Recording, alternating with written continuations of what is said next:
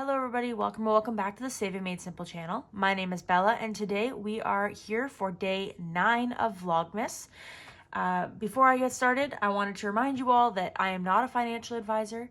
I do not have any training in accounting or in finance, and this and all other videos on my channel should be considered for entertainment purposes only. With that being said, this weekend I spent some time on Google and I looked up and found the answers to the most frequently asked questions about money and budgeting.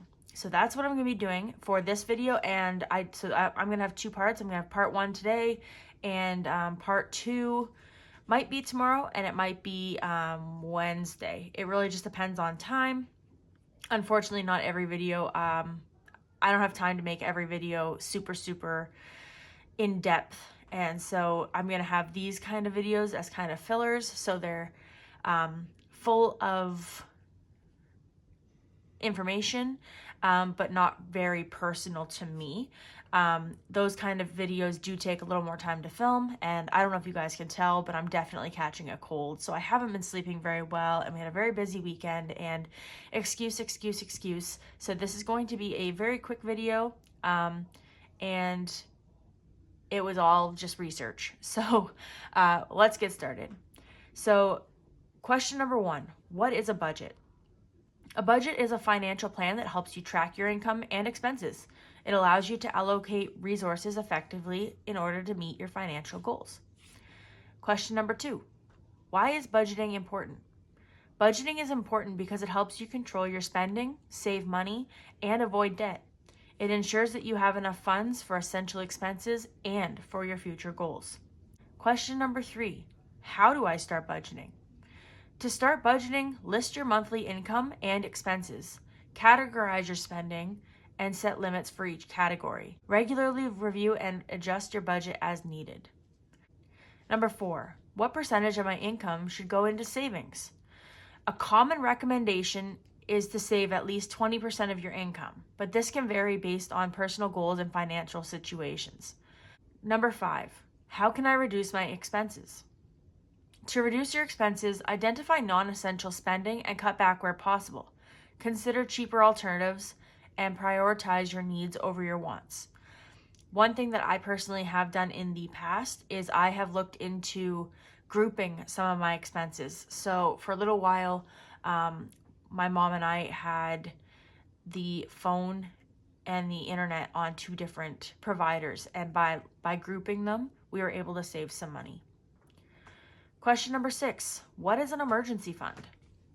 An emergency fund is a savings account set aside for unexpected expenses such as medical emergencies or car repairs. It's recommended to have 3 to 6 months worth of living expenses saved. So if something ever comes up, you won't be scrounging trying to pay off bills. Number 7, how do I pay off debt effectively? To pay off debt effectively, consider the debt avalanche or debt snowball method. The avalanche method focuses on paying off high interest debts first, while the snowball method targets the smallest debts first for quick wins. Question number 8, what is the 50-30-20 rule in budgeting? The 50-30-20 rule is a budgeting strategy where 50% of your income goes to needs, 30% of your income goes to wants, and 20% of your income goes to savings and debt repayment.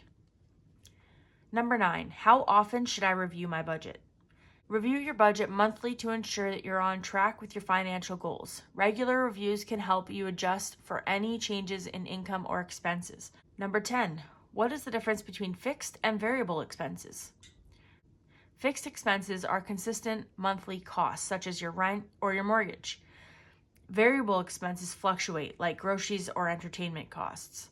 So with variable expenses, it takes into consideration different changes.